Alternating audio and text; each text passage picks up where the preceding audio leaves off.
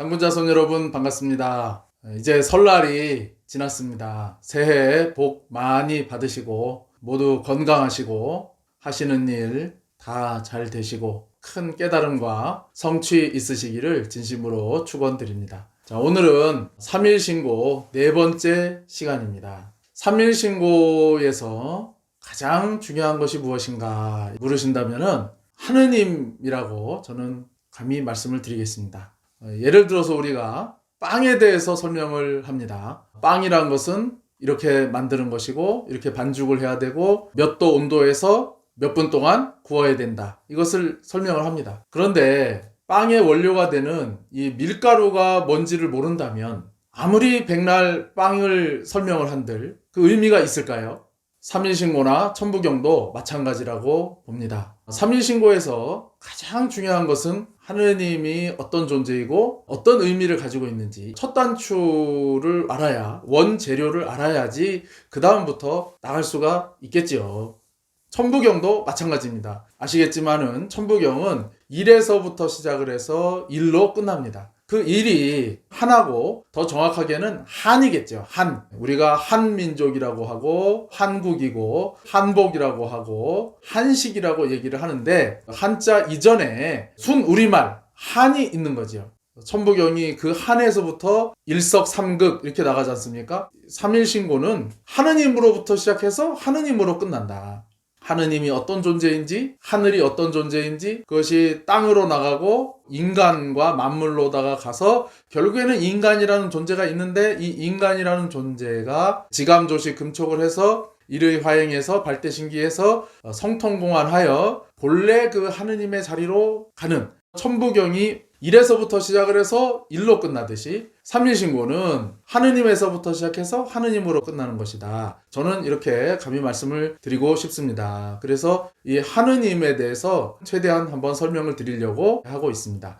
3.1신고를 우리가 풀이를 해보면 3이라고 하는 것은 결국에는 하늘과 땅과 사람을 이야기를 합니다. 하나일이라고 하는 것은 하나다라는 뜻과 또 하느님, 하늘이라고도 할 수가 있는 거죠. 하늘과 땅과 사람이 하나로 돌아가는, 또 하늘로 돌아가는, 하느님으로 돌아가는 신고, 하느님의 가르침, 이렇게 말씀을 드릴 수가 있습니다. 경전의 뜻이고요. 지난 시간에 말씀드렸듯이 3.1신고 많이 쓰는 한자가 있다. 우리가 보통 쓰는 귀신 신자가 아니라 아주 이 옛날 글자를 쓰는데 이 글자에서 또 우리가 알 수 있는 것도 있거든요. 옥편에서 저도 많이 찾아봤지만은 거의 나오지는 않습니다. 중국 옥편까지 해가지고 제가 한 6개 정도를 찾았는데 겨우 한 군데서 찾았어요. 그런데 그것 또한 하느님 신자를 온전히 설명한다기보다는 흔적이라고 생각을 하는데요. 이 3.1신고에만 쓰는 하느님 신자를 한번 알아보도록 하겠습니다. 부수처럼 보이는 글자가 아니불자처럼 생겼는데 이것 또한 나와 있는 옥편이 거의 없습니다. 하느님 신자가 있는 옥편에는 이게 있더라고요. 이 아니불자처럼 보이는 것이 볼시자와 같은 것입니다. 그러니까 이게 아니불자가 아니라 볼시자인 거죠. 지금은 이제 사라져서 쓰지를 않습니다. 이 부수를 쓰는 글자가 조상조자에 이 부수를 쓴다는 것이 옥편에 나와 있습니다. 왼쪽에 보이는 이것이 옛날에 썼던 거죠. 보일시자다 이렇게 볼 수가 있겠고요. 그 오른쪽에 무엇이 있느냐에 따라서 귀신 신자가 되기도 하고 하느님 신자가 되기도 합니다. 먼저 귀신 신자부터 한번 보게 되면은 요즘에 나오는 옥편은 또 이걸 하느님 신 이렇게 써놓은 옥편도 있더라고요. 귀신 신자의 신자가 무슨 뜻인가? 우리가 좋게 보려고 하면은 해를 뚫듯이 본다 이렇게도 해석을 할 수가 있는데 귀신 신자의 본자가 있습니다. 이 글자가 있는 옥편은 그래도 좀 있더라고요. 이 귀신 신자의 본자, 본래 글자를 보게 되면은 알 수가 있습니다. 해를 가른다라는 의미를 가지고 있습니다. 해를 잘라버린다. 광명을, 빛을 자른다. 빛을 없앤다. 라는 의미를 가지고 있다. 해석을 하고 싶습니다. 저의 개인적인 의견이 아니라 깨달으신 도인분한테 저도 가르침을 받았어요. 귀신 신자는 태양을 가른다. 태양을 가린다. 빛을 없앤다. 그러니까 어둠을 뜻하는 것이죠. 그에 반해서 하느님 신자는 위에 쌀포자라고 하는 글자가 있고 그 밑에 날일자처럼 보이지만은 아래에 있는 것은 달월자입니다. 위에 태양이 있고 아래에 달이 있는 거죠. 그래서 해와 달이 있다. 그 밑에 땅이 있는 거죠. 그러면은 이 쌀포를 우리가 원래는 무엇으로 해석을 해야 될까? 이것은 이제 하나일로 처음에는 시작을 하지 않았겠느냐. 하느님 신자의 본래 글자의 형태는 원래 이런 형태가 아니었겠는가 보고 있습니다. 그래서 풀이를 해보면 하늘과 땅 사이에, 근원의 하늘과 땅이겠죠. 그 하늘과 땅 사이에 해와 달이 있다. 해와 달이라고 하는 것은 존재하는 것 중에 가장 밝은 거죠. 광명을 본다. 빛으로 본다. 광명으로 보는 신이 하느님이고 해를 가리고 어둠으로 보는 신이 귀신이다. 이렇게 이 글자를 해석을 해볼 수가 있을 것 같습니다. 지금은 이 하느님 신자가 다 사라져서 삼일신고만이 이 글자를 쓰고 있다. 이렇게 말씀을 드렸고요. 자, 그러면은 우리말로 넘어와서 한에서 하늘이 나왔고요. 그 하늘에 님을 붙여서 하늘님이 됐고 경음화가 되면서 하느님 이렇게 된 거죠. 원래는 한입니다. 천부경도 한이고 삼일신고도 사실은 한인 거죠. 한님에서 하느님이 나왔고 하나님이 나왔습니다. 사전에서 하나를 찾으면은 하늘의 방언이라고 나옵니다. 비슷한 단어가 많이 있죠. 하느님, 하나님, 한얼림, 한울림. 이것이 원래는 다 하나다. 이렇게 보는 것이 합당할 것 같습니다. 우리 조상님들은 이것을 어떻게 썼을까요? 훈민정음이 창제되기 이전에는 우리가 그것을 알 수가 없고 훈민정음이 만들어지고 난 다음에는 아래아자를 써서 하나님이라고 썼다는 것이 남아 있습니다. 조선시대에 노계집이라고 하는 문집에 보게 되면은 이 하나님이 등장을 해요. 그 중에 한 몇 가지를 소개를 해드리겠습니다. 1598년도의 글입니다. 천운 순하늘 9개다 하나님아 우아방국하샤 만세 무강 누리소서. 여기에도 보게 되면은 아래아 하자를 써서 하나님이라고 나와 있습니다. 노계가라고 하는 글이 있는데요. 이 글은 1636년도에 지어진 글입니다. 시시로 머리 들어 북진을 바라보고 남모란한 눈물을 천일방에 디나다. 일생에 품은 뜻을 비옵나다 하나님아. 여기에도 보게 되면은 아래아 자를 쓰고 있습니다. 아래아 자가 일제시대에 정리가 되면서 없어졌죠. 아래아 자로 쓰던 하나님이 하느님이 되기도 하고 하나님이 되기도 했던 것이죠. 근데 지금 우리가 살고 있는 이 21세기에 와서 불과 한 100년 정도밖에 지나지 않았는데 많은 오해가 이제 쌓이고 있는 거예요. 우리가 애국가를 보게 되면은 하느님이 보호하사 우리나라 만세. 여기는 이제 하느님이 나오는데 교회를 다니시는 분들을 보게 되면은 하나님 아버지 이렇게 또 말씀을 하시잖아요. 그래서 지금 이 시대에는 하느님은 애국가에 나오는 하느님이고 하나님은 교회에서 쓰는 서양 분이시구나. 이렇게 이제 많은 국민들이 알고 있습니다. 실제로 하나님이라는 말을 인터넷에서 찾아보고 깜짝 놀랐습니다. 네이버에는 하느님을 개신교에서 이르는 말이 하나님이다 이렇게 나오고요. 다음에는 여호와를 개신교에서 이르는 말이다 이렇게 나옵니다. 저는 이걸 보고서 상당히 충격을 받았는데 아래 아자가 없어지고 나서 불과 100년도 안 되는 사이에 이렇게 되어버렸다는 것이죠. 이러한 이제 오해가 쌓이고 있는데 그것은 어디에서 나온 것이냐. 역사적인 배경을 간단하게 한번 설명을 드려보고자 합니다. 외래 종교가 들어올 때는 번역이라고 하는 것을 하게 됩니다. 불교도 번역을 했지요. 붓다라고 하는 존재가 부처불자, 불타 또는 불, 우리나라에 와서 부처님 이렇게 됐지요. 보살이라고 하는 것도 번역인 거죠. 원래는 보디사트바, 니르바나는 열반 이런 식으로 이것이 이제 다 번역이 돼갖고 왔는데 기독교가 전례가 되게 됩니다. 개신교는 구한말 일제강점기 때 중국을 통하지 않고 왔지요. 그래서 기독교에서 말하는 신, 유일신, 여호와, 야훼라고 하는 그 존재를 번역을 할 때 처음에는 천주라고 했습니다. 중국의 도교에는 옥황상제라는 말이 있죠.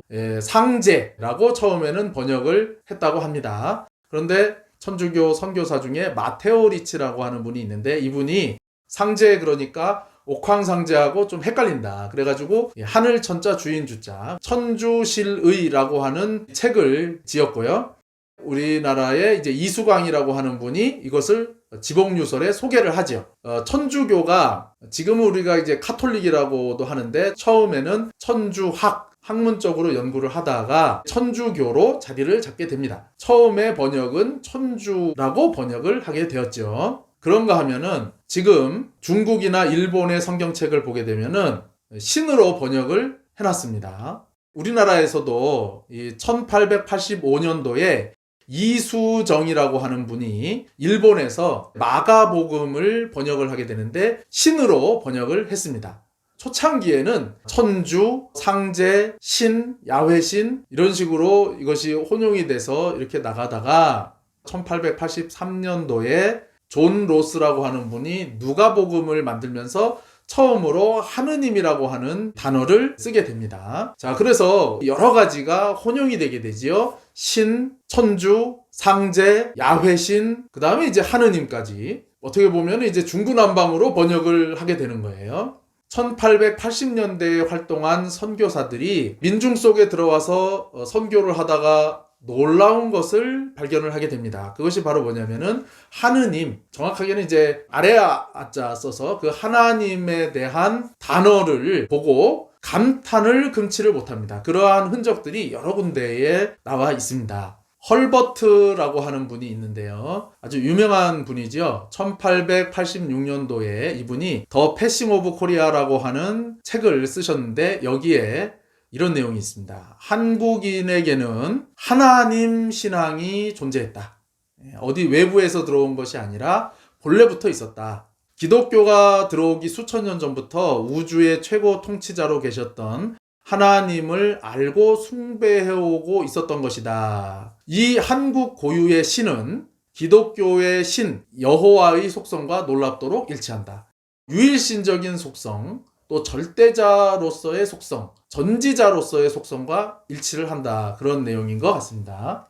또 1899년도에 다니엘 기포트라고 하는 선교사는 Everyday Life in Korea라고 하는 글에서 한국인 신앙관의 가장 높은 자리에는 중국인의 상제에 해당되는 하나님이 있고 한국 사람들은 부처보다 더 높은 신으로 하나님을 숭배하고 있다. 즉 한국인들은 하나님을 모든 신들의 황제로 여기고 있다.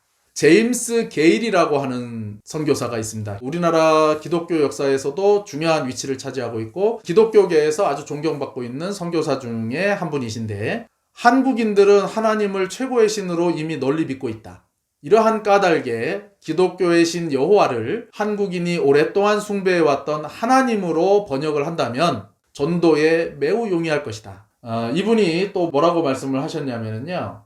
우리의 섹스너, 그러니까 영어죠. 갓은 복수로 사용되었고 이방의 신에게도 적용되는 것이기 때문에 원하는 목적에 사용되기 위해서는 많은 조정을 거치지 않을 수가 없었다. 그리스어 데오스나 일본어 가미도 사실은 많은 신에게 적용될 수 있는 개념이고 중국의 상제 또한 많은 신들 중에서 최고위에 불과하다. 그러나 한국인이 쓰는 하나님은 다른 나라의 신들의 이름이 오랜 기간 동안 애써 도달하려고 했던 그 유일신의 의미를 일시에 획득하여 내려오고 있다. 너무나 완벽한 단어가 있다라고 이분이 증언을 하게 되는 것입니다. 현장에서 활동하던 이 선교사들은 이 하나님이라고 하는 단어에 굉장히 주목을 하게 됩니다. 그리고 이 단어로서 번역을 한다면 이 선교에 굉장한 도움이 될 것이다. 해안을 보여주게 되지요. 이렇게 너무나 다양하게 쓰니까 누가 봐도 이건 통일할 필요가 있지 않습니까? 그래서 1887년도에 바이블 번역위원회가 발족이 됩니다. 언더우드 많이 들어보셨죠? 아펜젤러, 알렌, 스크랜튼, 헤론 이 5명이 모여서 너무나 다양하게 번역이 되고 있다. 그러니까 하나로 통일을 하자 해서 이때부터 본격적인 논의를 합니다. 언더우드는 여호와로 그대로 번역하자. 한번 거칠 필요 없이 그대로 원문에 나온 대로 여호와, 참신 여호와 이렇게 번역을 하자. 여호와라고 하는 이 신성한 이름을 다른 이름으로 번역을 하는 것은 이거는 신성모독이다. 이거 불경한 짓이다. 있는 그대로 번역을 해야 된다라고 주장을 했고요. 다른 사람들은 대부분 이제 천주를 주장을 하게 됩니다. 1887년부터 논의를 해서 1894년도에 두 가지로 압축이 되게 되는데 그것이 천주 그리고 하나님, 이 중에서 이제 우리가 표결을 하자 해서 표결에 들어갑니다. 표결 결과는 천주가 4표, 하나님이 1표, 그래서 천주로 결정이 되게 됩니다. 그런데 현장에서 활동하던 선교사들은 이것을 무시를 해버려요. 현장을 너무 모른다. 현장에서는 하나님을 써야지 되는데 선교사들은 이것을 무시를 하고 하나님을 그대로 쓰게 됩니다. 1921년도에 아까 말씀드렸던 그 게일이라고 하는 선교사가 성경을 번역을 하게 되는데 하나님, 아레아자를 써서 하나님이라고 번역을 해서 결국에는 이것이 하나님으로 정착이 되게 되었습니다. 그래서 우리나라에 먼저 들어온 천주교는 천주라고 하는 이름을 비교적 오랫동안 쓰고 있다가 1970년대부터 하느님으로 쓰기 시작했고요. 개신교는 일찌감치 하나님으로 써갖고 오게 됩니다. 그런데 동일한 신이잖아요. 개신교와 천주교에서 이걸 통일하자 해가지고 회의를 하게 됩니다. 그래서 공동 성경을 만들어요. 1970년도에 개신교와 천주교, 카톨릭이 합의를 해서 여기서는 하느님으로 또 결정이 납니다. 하느님으로 성경을 번역을 하기로 하자 해서 공동 번역 성경을 발간을 합니다. 그런데 여기서도 마찬가지로 현장에서 활동하는 성직자들이 이것을 이제 무시를 하게 되죠. 그래서 현재는 하느님은 우리나라 거, 하나님은 개신교에서 쓰는 신의 이름으로 이미지가 이제 완전히 굳혀져 버렸어요. 그런데 불과 100년 전만 하더라도 이 아레아자가 살아있을 때까지만 하더라도 하느님과 하나님은 구분이 안 됐었고 하나였었다. 그렇다면은 우리나라 개신교는 하나님이라고 하는 이 명칭을 쓰는 것에 대해서 어떤 입장일까요? 한민족이 쓰던 그 하나님을 차용한 것이 아니고 신조어를 만들었다라고 주장을 합니다. 유일하다라는 뜻을 가진 하나에다가 님을 붙여서 하나님이라고 하는 신조어를 우리는 만든 것이다. 한민족이 쓰던 하나님과는 관계가 없다라고 주장하는 것이 현재 개신교의 주장입니다. 그런데 아까 전에 말씀드렸던 하나님으로 번역해야 된다라고 강력하게 주장을 했던 선교사 게일이 돌아가시기 전에 회고록에 쓴 내용이 있다고 합니다. 조선 민족에 대하여 큰 죄악을 저질렀다. 우리는 엘로힘 여호와를 마치 그들이 믿어오던 신인 하나님인 양 둔갑시켜서 속여 전도를 한 것이다. 그들은 내가 전한 엘로힘과 그들이 믿던 하나님을 구분하지 못한 채 그렇게 성서를 읽기 시작했다. 나는 정말로 큰 잘못을 저지른 것이다. 한민족의 것을 차용을 한 것인지 아니면 신조어를 만들어서 번역을 한 것이다. 시청자 여러분들께서 판단을 해주셨으면 좋을 것 같습니다. 1992년도에 하나님 명칭에 대해서 소송사건이 하나가 일어나게 되는데요. 개신교와 천주교는 우리 한민족의 하느님을 도용해서 100년 넘게 썼으므로 하나님이라는 명칭을 반환하고 손해배상을 해라. 실제로 이 소송사건이 있었습니다. 불과 100년도 안 되는 시간 안에 어떤 일이 일어났던 것일까요? 애국가에 안 실려 있었으면 하느님은 천주교의 신이 되었을 것이고 하나님은 개신교의 신이 되었을 것이고 현재 어떤 종교에서 어떻게 쓰고 있는지를 떠나서 우리 조상님들이 원래 쓰던 하느님이 있었고 하나님이 있었다. 한울림 전부 다 같은 말이다. 우리 한민족이 처음부터 간직하고 있었던 그 하느님의 의미를 모두 아는 그날이 빨리 왔으면 좋겠습니다. 이 하나님에 대해서 가장 명확하게 설명하는 경전이야말로 삼일신고다. 이것을 전 세계에 알리는 것도 참 중요한 일이지 않겠는가 이렇게 생각을 합니다. 삼일신고에서 설명하는 하느님은 첫째, 법칙으로서의 하느님. 둘째, 어떤 인격성을 가진 하느님. 셋째, 창조주, 조화주로서의 하느님. 넷째, 인간 안에 내재한 하느님. 자세한 내용은 다음 시간에 말씀을 드리도록 하겠습니다. 자, 오늘은 여기까지 말씀드리겠습니다. 다시 한번 새해 복 많이 받으십시오.